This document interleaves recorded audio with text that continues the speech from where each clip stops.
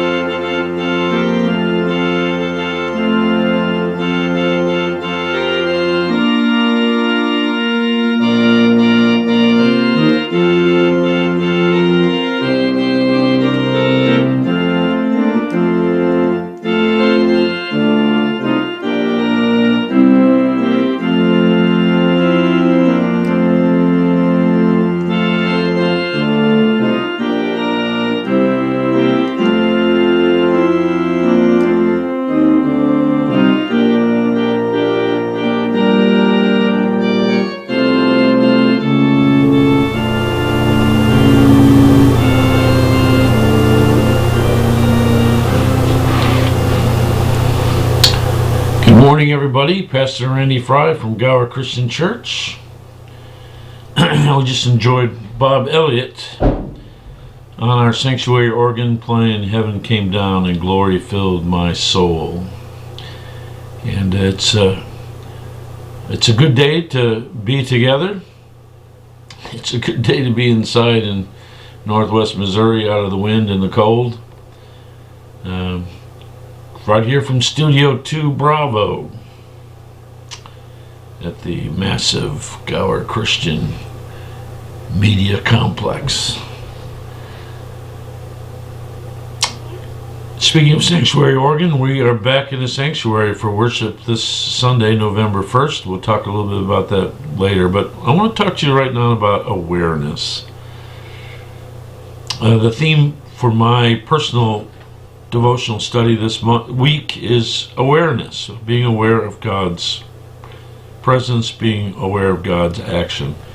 And I read a great story from Jesus' life out of the Gospel of John chapter 9, and Jesus heals a man who was born blind, gives him sight after years, of darkness.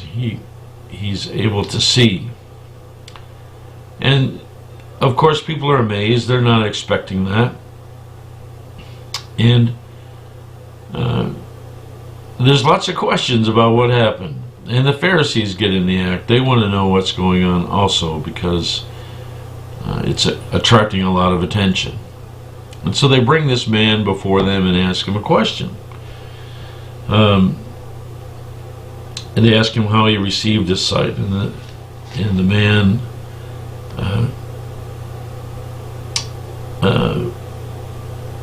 and here's the deal: Jesus healed him on a Sabbath, on a Sabbath day, and so the Pharisees asked him how he received his sight. "He put mud in my eyes," he told them. This is the man.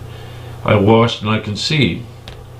Therefore, some of the Pharisees said, "This man is not from God, for he doesn't keep the Sabbath." But others were saying, "How can a sinful man perform such signs?" And there was division among them. And again he asked the blind man, "What did you say about him since he opened your eyes?" "He's a prophet," he said. The Jews did not believe this about him, that he was blind and received sight, until they summoned the parents of the one who had received his sight. So they don't believe this guy's testimony. They bring in his parents, who basically said, "Ask him. He's a man, he's an adult." Basically they're saying, listen to him.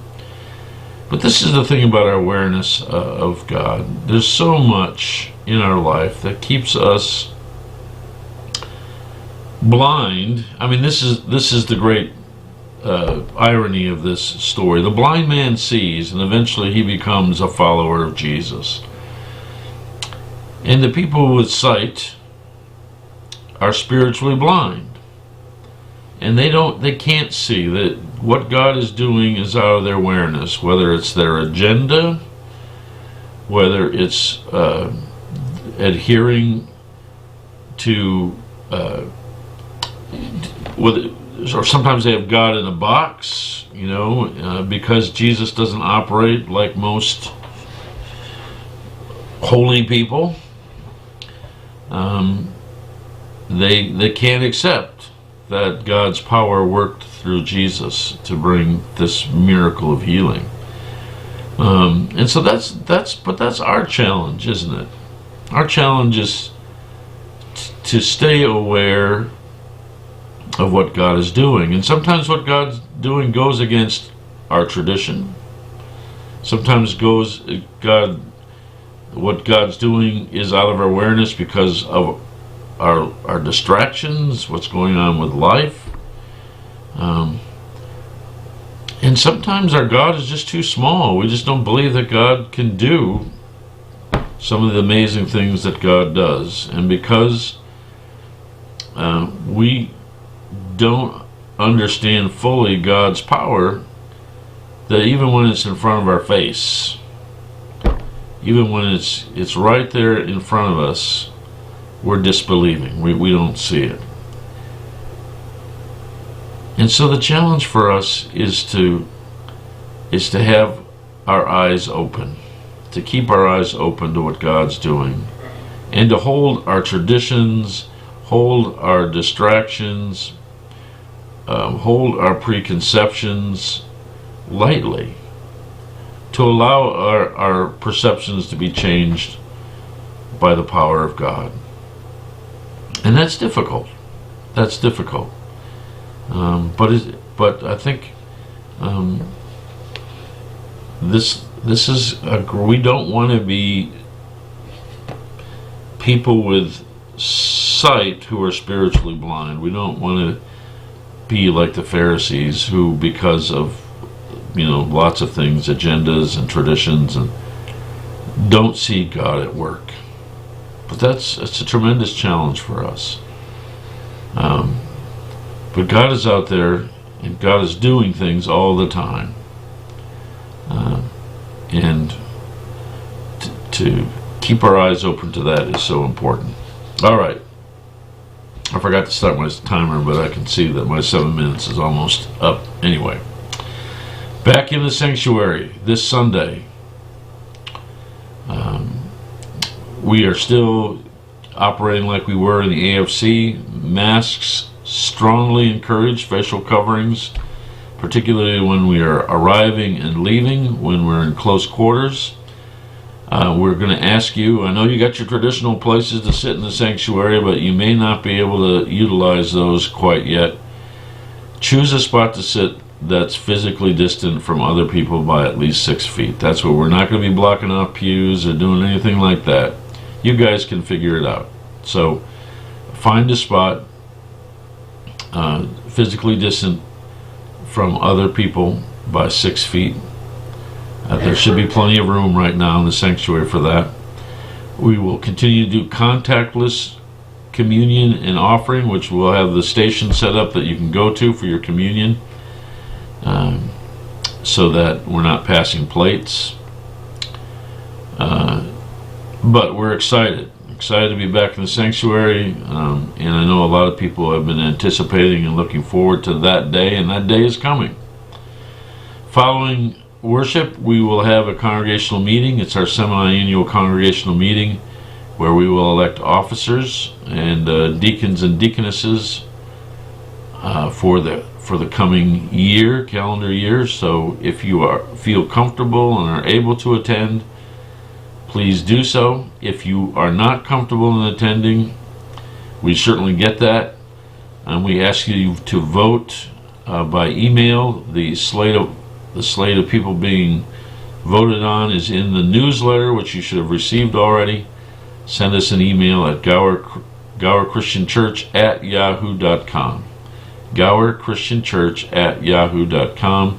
Send your vote before worship on Sunday. We need to have it so that we can have results by the end of worship on Sunday.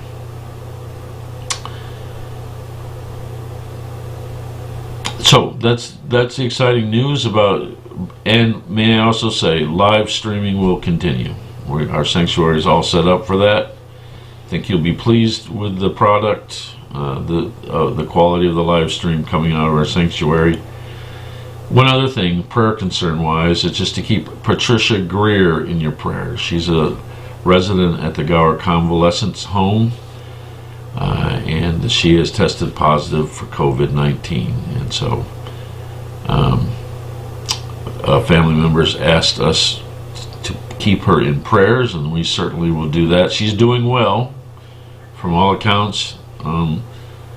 She's doing well, but obviously it's a serious matter for somebody who's in her 90s, and we want to keep her in our prayers. That's all I got for today. God bless you. Hope that you can join us for worship live or by live stream this Sunday. And until we meet again, I bid you peace.